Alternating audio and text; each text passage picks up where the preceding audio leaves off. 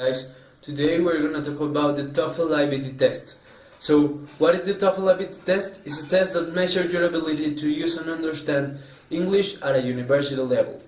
It evaluates how well you combine your listening, reading, speaking, and writing skills to perform academic tasks. So, who takes the TOEFL IBT test? More than 30 million people from all over the world have taken the TOEFL test to demonstrate their English language proficiency. So, why taking the TOEFL IBT test? More than 9,000 colleges, universities, and agencies in more than 130 countries rely on TOEFL test scores to help make admission decisions. The TOEFL IBT test is divided in 4 sections: reading, listening, speaking, and writing. The first section is reading. Your time limit is from 60 to 80 minutes and you have to answer from 36 to 56 questions. You have to read 3 or 4 passages from academic texts and answer some questions. The second section is listening. You have about 60 to 90 minutes and you have to answer 34 to 51 questions. You have to listen to lectures, classroom discussions and conversations and then answer these questions. After the listening section, you have a 10-minute break and then you have to enter to the speaking section. You have 20 minutes to do this speaking section. You have to express an opinion on a familiar topic, speak based on reading and listening tasks. And the last section is writing. You have about 50 minutes to do writing section. You have to write essays, responses based on reading and listening tasks, support an opinion in reading.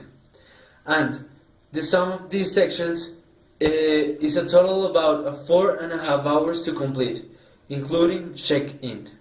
Let's talk about the reading section. The reading section measures your ability to understand university-level academic texts and passages.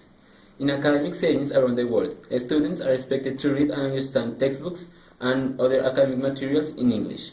The following are 3 purposes for academic reading. The first one is reading to find information, in which basically you need to do 2 things.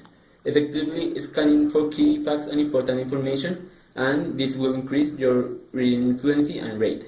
The second one is basic comprehension, in which you need to understand the general topic or the main idea, major points, important facts, details, vocabulary in context, and pronoun usage. This will make you to make inference about what is implied in the text. The third one is reading to learn, in which you need to recognize the organization and purpose of the passage. Also, you need to understand the relationships between the main ideas of the text. Also, you need to organize the information into a category chart or summary that will make you understand better the ideas of the text. And the last one is to infer the ideas about the text that connects all the passage. We're going to give you some tips for reading to find information. The first one is to scan passages to find the highlight keys, dates, numbers, terms, and information. You need to look for capital letters, numbers, and symbols and special formatting as you scan the text. The second one is to look for words in the passage that have the same meaning. Highlight each one with the same color marker. Then you need to look at the way that the writer used these words with similar meanings. Now we are going to give you some tips for reading to find basic information. The first one is to practice skimming a passage quickly to get the general information on a main idea instead of reading carefully each word and the sentence. Practice reading the introductory paragraph, first sentences of the paragraph and the concluding paragraph to get the gist of the paragraph. The second one is to develop the ability to skim quickly and identify the major points. After skimming the passage, read again and carefully write down the main idea. The major points are the important facts. Is reading to learn. Whenever you read, identify the passage type: cause, effect, compare, contrast, classification, problem, solution, description, narration. Organize the information in the passage. Make a list of the major points of the passage. If the passage categorizes information, create a chart and place the information in appropriate categories. Create an oral or written summary of the passage using the charts, lists, and outlines.